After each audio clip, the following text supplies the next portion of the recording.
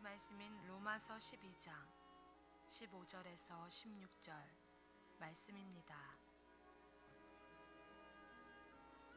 즐거워하는 자들과 함께 즐거워하고 우는 자들과 함께 울라. 서로 마음을 같이하며 높은 데 마음을 두지 말고 도리어 낮은 데 처하며 스스로 지혜 있는 채 하지 말라. 아멘. 여러분 안녕하세요. 반갑습니다. 이번 주부터 이렇게 찬양을 해주시니까 참 좋네요. 동영상과 찬양 너무 좋았습니다. 고맙습니다. 제가 상담학을 가르치는 교수인데요. 5월 달이 되면 굉장히 바쁩니다. 많은 분들이 가정의 달이라고 그래서 그런지 행복한 가정에 대해서 상담학 교수를 불러서 이야기해달라는 분들이 많은데요. 제가 몇 해 전에 그 가정사역 컨퍼런스에서 연사로 초청받아서 강의를 하러 간 적이 있습니다. 근데 표가 크게 붙어 있어요. 근데 표에 그 패밀리라고 하는 영어 단어를 써놨더라고요. 패밀리. 근데 그 패밀리의 그 FAMILY를 이렇게 풀어놨어요. Father and Mother, I love you 하면 그 앞자가 그 패밀리의 앞자가 되더라고요. 엄마 그리고 아빠 사랑해요 뭐 이런 뜻이죠. 그래서 가정의 달에 이렇게 표로 하기에는 정말 아주 이상적인 그런 표처럼 보였습니다. 그런데 저는 그 표를 보고 아이들의 사랑받는 부모가 되는 게 그렇게 쉬운 것인가 그런 생각을 해보았습니다. 초등학교만 들어가도요 아이들이 엄마 미워 뭐 아빠 미워 뭐 이런 얘기 굉장히 자주 하게 되고요. 그래서 우리가 화가 나가지고 너 그러면 다른 엄마한테 데려다 준다 그러면 협박하는 거죠. 그럼 애들이 그래요. 그러던지 이건 뭐 애들이 굉장히 엄마 아빠에게 사랑을 주고 또 우리는 사랑을 받을 만한 것인지, 세월호 참사 때문에 더더욱 요즘에는 저희가 정말 사랑을 받을 만한 엄마 아빠가 되고 있는지 그런 생각을 해보게 됩니다.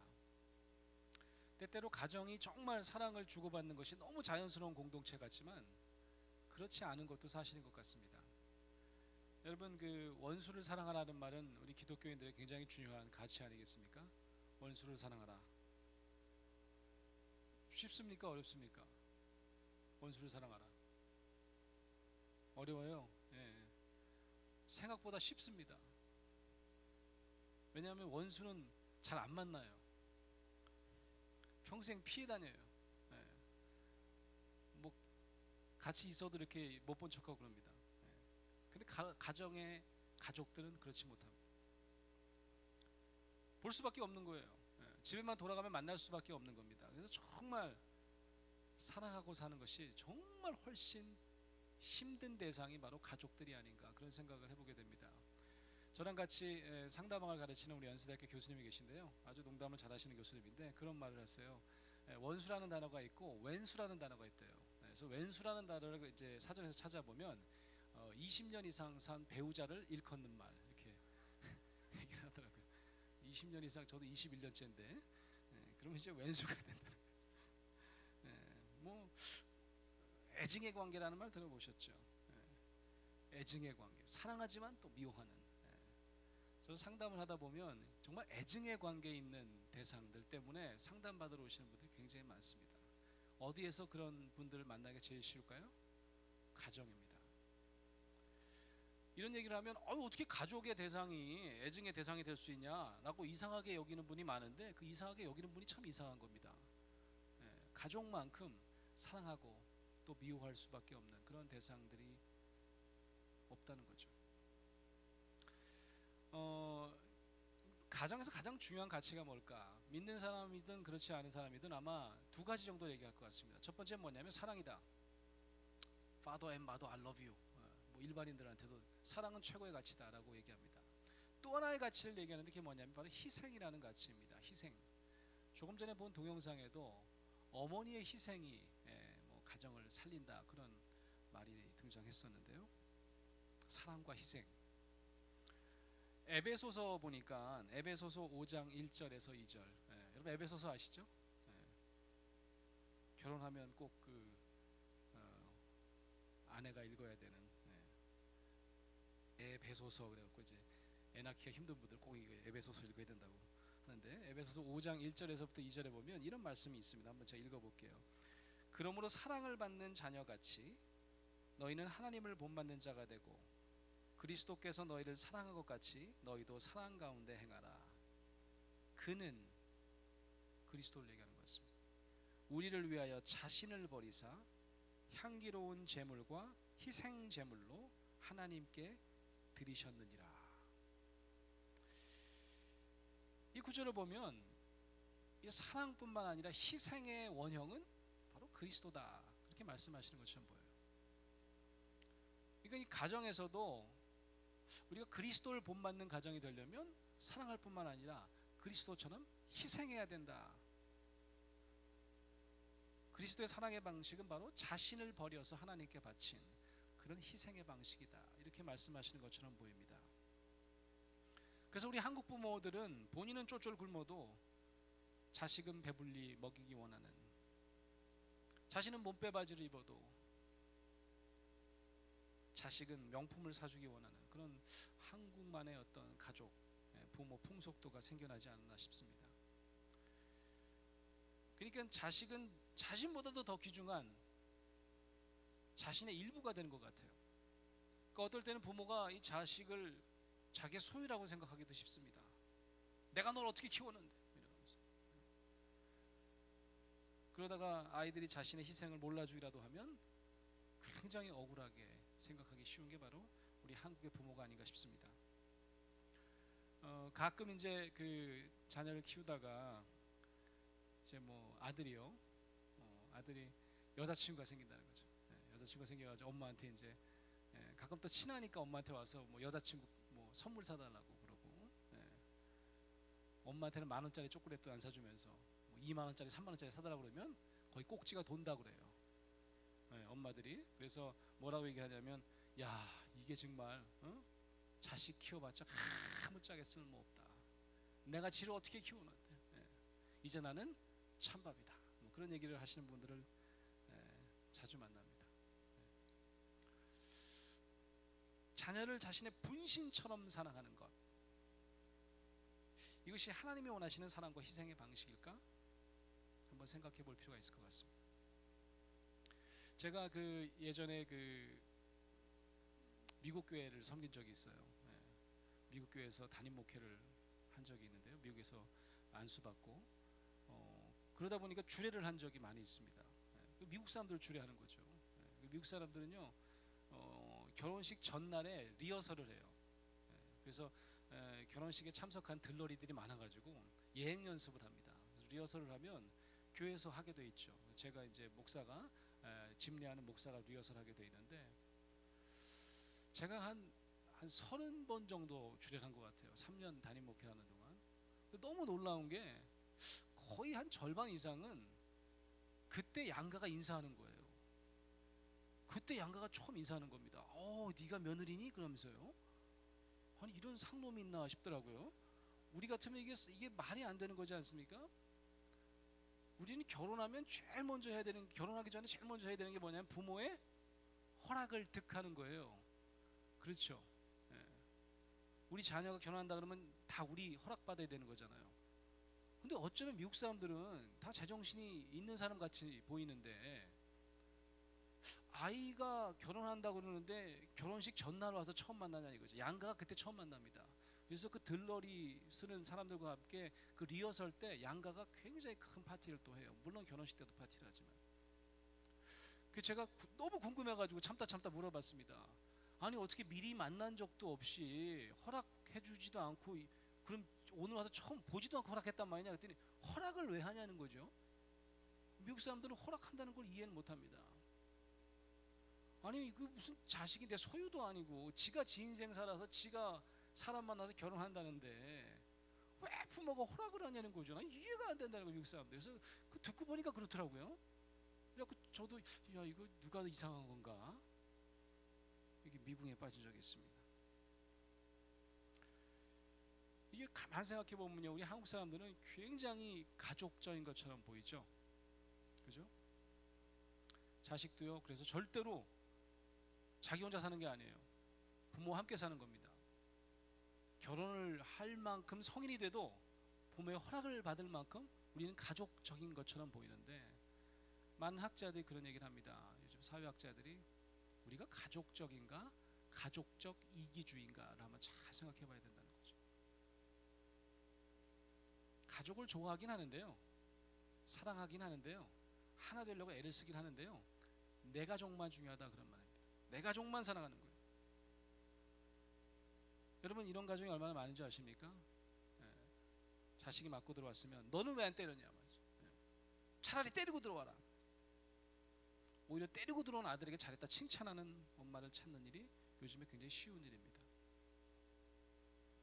이 한국적 가족주의라는 것이 어쩌면 자신의 가족은 중요한지 모르겠지만 다른 가족과 자기 가족을 구별하는 그런 가족주의가 되고 말았다는 겁니다. 다문화 가정, 다문화 가정에도 저도 굉장히 그 단어를 싫어하는 사람 중에 하나예요. 다문화 사회는 맞지만 다문화 가정이라는 것은 말이 안 되는 겁니다. 우리가 다문화 사회가 됐어요. 그래서 두 사람 중에 한 명이 한국 사람이 아니라고 그러면 그건 그냥 이민 가정인 겁니다. 근데 우리는 다문화 가정을 우리 한국 가정과 구별하는 단어로 써요. 예전에는 결손 가정, 부모님 중에 한 분이 없으면 제가 father and mother I love you 거기 가서 그랬어요. 이거 당장 띄라고 말이죠. 이거 하지 말라고. 엄마 아빠 같이 안 사는 가정은 절대로 이 컨퍼런스 참석할 수 없다. 그래서 요즘에는 이제 뭐 결손 가정 그런 말보다는 한부모 가정이라는 그래도 좀 더 포괄적인 단어를 쓰려고 애를 쓰죠. 그만큼 우리는 내 가족은 사랑하지만 나와 조금 다른 가정은 얼마나 쉽게 무시하고 배척하는지 모릅니다. 가족은 울타리 안에서만 사랑할 때가 굉장히 많다는 거죠. 울타리를 벗어나면 그때부터는 남이 되고 마는 것이 바로 우리의 가족주의입니다. 이것은 분명히 하나님이 원하시는 가족 사랑의 방식은 아닐 것이다 라는 거죠. 최근 미국의 가족 연구자들이요, 90년대 이후에 굉장히 중요한 논지를 주장하고 있습니다. 이게 뭐냐면, 그동안 가족에서 가장 중요한 가치는 희생이었다고 하면 이건 잘못된 가치다, 오염된 가치다, 그렇게 얘기합니다. 왜냐하면 희생을 누구한테만 강요하냐면 가족 중에 한 사람에게만 강요한대. 주로 엄마일 때가 굉장히 많고요, 때로는 자녀일 때가 있고. 그래서 가족의 가치 중에 희생이라는 가치는 그렇게 좋은 가치가 아니라는 거예요. 새로운 가치를 주장합니다. 그래서 가치 이름이 뭐냐면 좀 복잡하긴 한데 equal regard라고 하는 건데요, 공평하게 서로를 존중해 주는 것, 공평한 존중이라는 단어를 만들어냈어요. 또 하나의 단어는 mutuality라고 하는 단어인데요, 좀 어려운 단어인데요, 상호성이라는 단어입니다. 저는 이 가족 연구자들이 얘기하는 이런 공평한 존중, 상호성, 이런 것들이 어쩌면 하나님께서 우리에게 보여주신 사랑과 희생의 원칙을 잘 드러내는 가치가 아닌가 생각을 해보게 되었습니다. 여러분, 전통적인 희생보다 더 중요한 가족의 가치는 바로 공평성과 상호성의 바탕을 둔 그리스도의 성육신 정신이라는 겁니다. 여러분, 남편과 아내가 서로 성적인 차이, 역할의 차이는 있지만 공평하게 존중되어야 된다. 아버지의 생각만큼 자녀의 생각도 존중되어야 된다. 자녀가 아무리 배우자를 선택했어도 존중되지 아니하고 부모의 의견이 가장 최우선이다라고 하는 것. 아내가 밖에서 일을 하는데도 가정에 들어와서는 무조건 가사를 도맡아야 되는 불평등, 이런 것을 새롭게 재평가해 봐야 된다는 거죠. 미국이요, 이런 가치를 새롭게 생각하는 데는 이유가 있습니다. 가정이 무너지기 시작했기 때문입니다. 80년대부터 가정이 무너지기 시작해가지고요, 90년대에서는 정말 이러다가는 정말 가정이 어떤 가치를 가지고 가야 될지 멘붕이 온 거죠. 그래서 많은 학자들이 새로운 시각을 가지게 된 계기가 되었다는 겁니다. 뿐만 아니라 내 가족이 중요한 만큼 다른 가족도 사랑할 수 있어야 이것이 진정한 사랑의 방식이라는 것입니다. 공평한 존중이 전제되지 않고는 온전한 사랑을 이룰 수 없는 법이기 때문입니다. 그때야 비로소 남편과 아내가 그리고 부모와 자녀가 서로 상호적으로 조화를 이루면서 사랑의 완성, 작은 천국을 이룰 수 있다는 사실입니다. 그렇다면 여러분 이런 생각을 해볼 필요가 있을 것 같습니다. 그럼 희생은 불필요한 가치란 말이냐? 희생은 뭐냐? 에베소서가 얘기하는 희생은 뭐냐? 저는 에베소서의 어떤 그리스도의 희생을 새롭게 이해하기를 원합니다. 우리가 그리스도의 성육신을 새롭게 이해할 필요가 있다는 말씀입니다. 중세신학의 가장 중요한 질문은 무엇이었는가 하니 하나님은 왜 인간이 되셨는가 였습니다.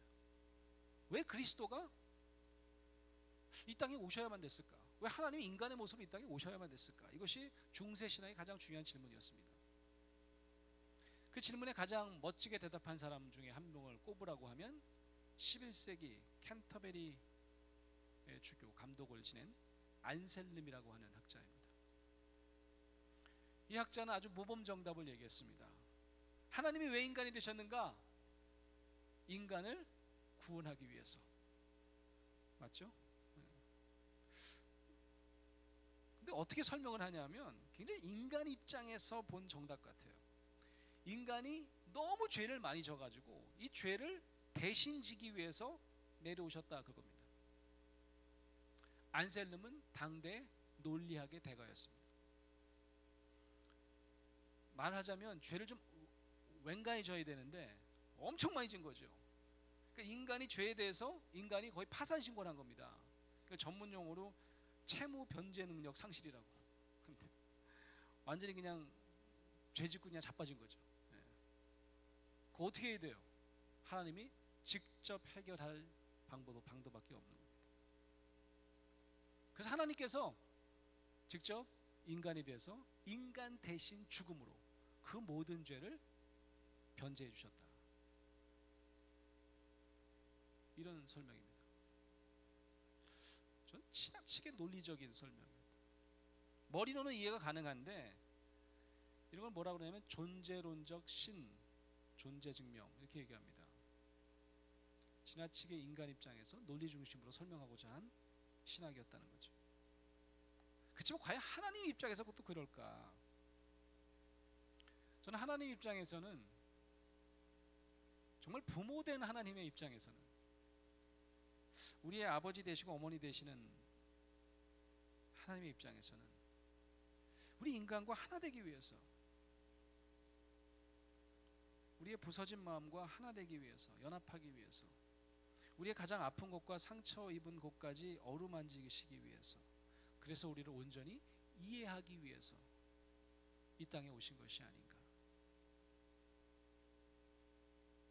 여러분 이해한다는 단어를 제가 가끔 수업 시간에도 얘기를 많이 하고 제가 자주 얘기하는 단어인데 참 멋있는 단어입니다. 이해한다는 단어가 영어 단어로 understand라는 그런 단어거든요.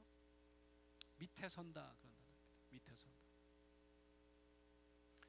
우리가 남을 이해한다고 그럴 때요. 나는 당신 이해한다. 저를 이해한다고 하는 많은 사람들은 아마 제가 뭐 학벌이 어떻게 되어 있는지, 제가 최근에 어떤 연구를 하고 있는지, 제 머리 수준에서 이해하는 분들도 계실 겁니다. 이건 언더스탠드가 아니라 거의 오버스탠드인 거죠.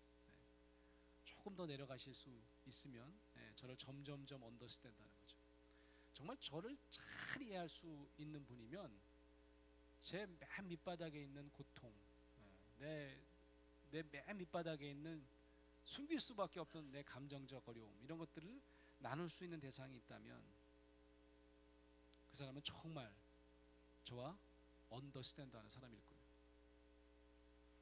제가 정말 존경하고 사랑하는 제 선생님이 계신데요. 제가 미국에서 PhD 할 때 제 선생님이었습니다. 루이스 람보 교수님이라는 분인데 그 영화에 람보 나오잖아요. 람보 이름이 똑같아요. 근데 그분도 아주 이렇게 턱순 나시고 참 인자하게 생기셨는데 그분을 제가 지금 연세대학교에 그분이 은퇴하셨는데 미국 대학에서 은퇴하셨는데 연세대학교에서 제가 5번째 지금 모시고 있습니다. 그래서 많은 분들이 그래요. 어떻게 이렇게 선생님이랑 가까우냐.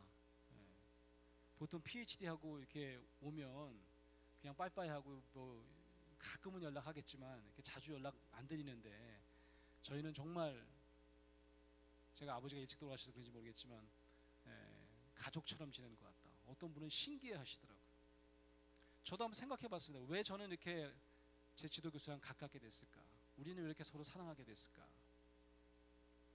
계기가 있었던 것 같습니다. 서로를 언더스탠드하는 계기가 있었어요.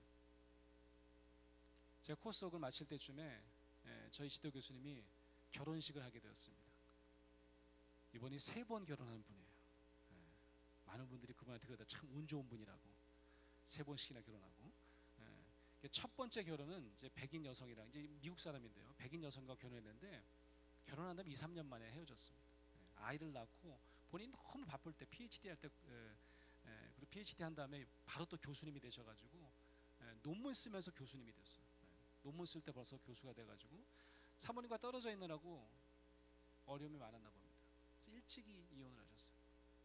그래서 혼자 사시다가 이분이 너무 동양 사람들 좋아해요. 그 2번째 결혼을 중국 사람이랑 했습니다. 근데 안타깝게도 그 중국 사람은 좀 나쁜 사람이었나 봐요. 결혼한 다음에 시민권을 따자마자 바로 남편을 버렸어요. 완전 버려졌습니다. 그리고 너무 실망을 해가지고 오랫동안 혼자 계시다가 제가 코스웍을 마칠 때쯤에 3번째 결혼을 하신 거예요. 근데 또 중국 사람이 하는 거예요. 그리고 주변에서 말리는 거예요. 너 또 버림받고 싶니? 근데도 너무 사랑한다고 이제 2분이 결혼하신 거예요.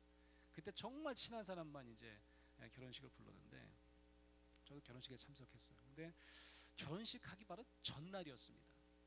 전날 저한테 전화가 왔어요.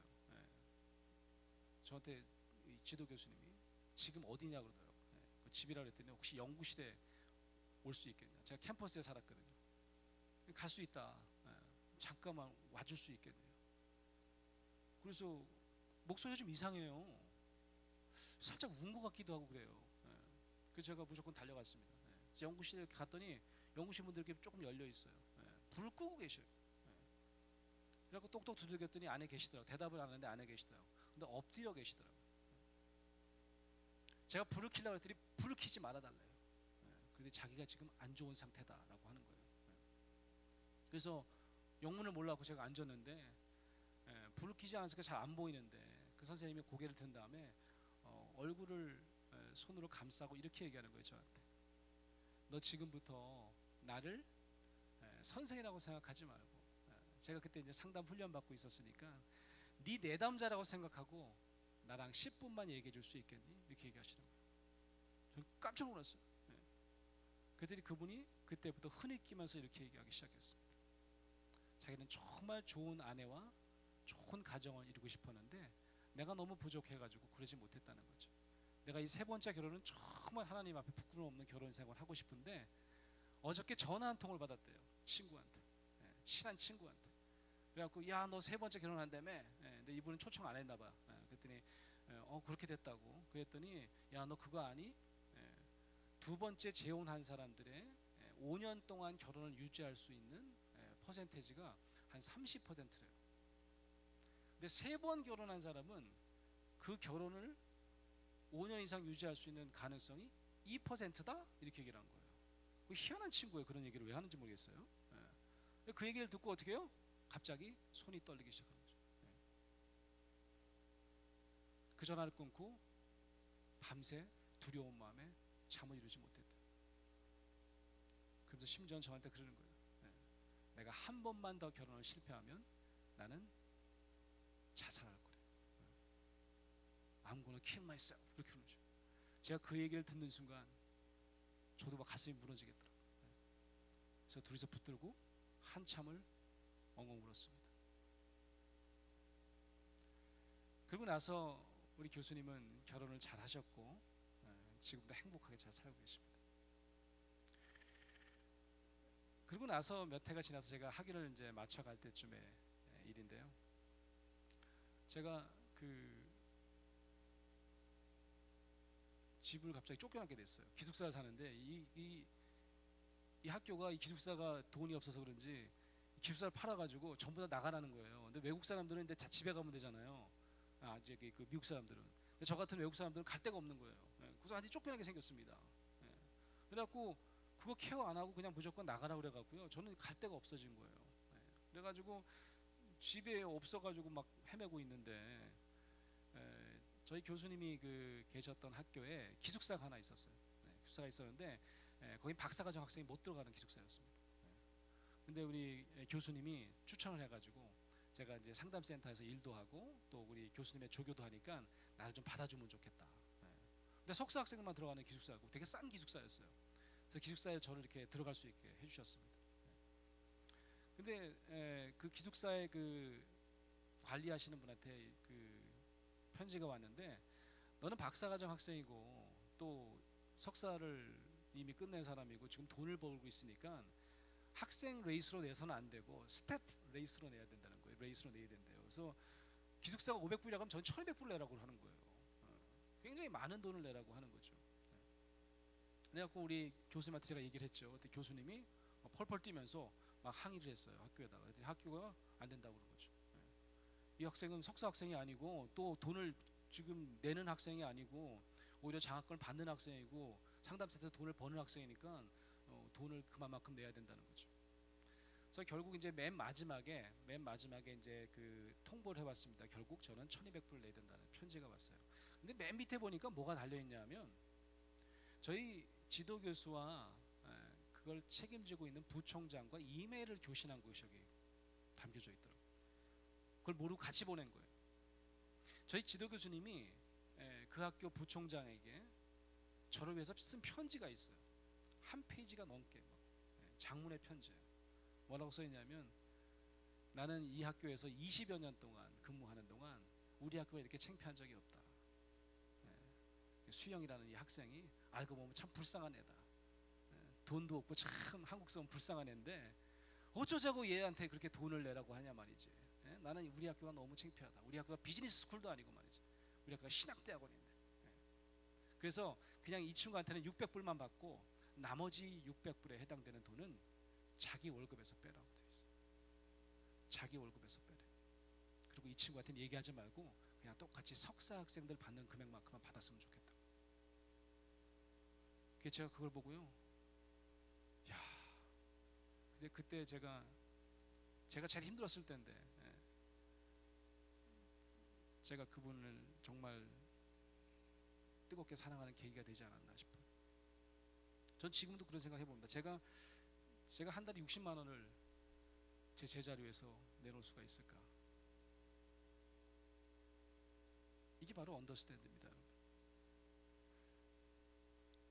저는 이 언더스탠드라는 게 바로 공감이라고 생각하는데요. 서영신이 바로 하나님의 공감 사건입니다. 예수님께서 우리의 가장 밑바닥까지, 우리의 감정 밑바닥까지 내려오신 사건이라는 겁니다. 가정에서의 상호성이라는 것은 바로 이 공감이 가능해야 이루어지는 것이다. 오늘 사도 바울은 이런 말씀을 합니다.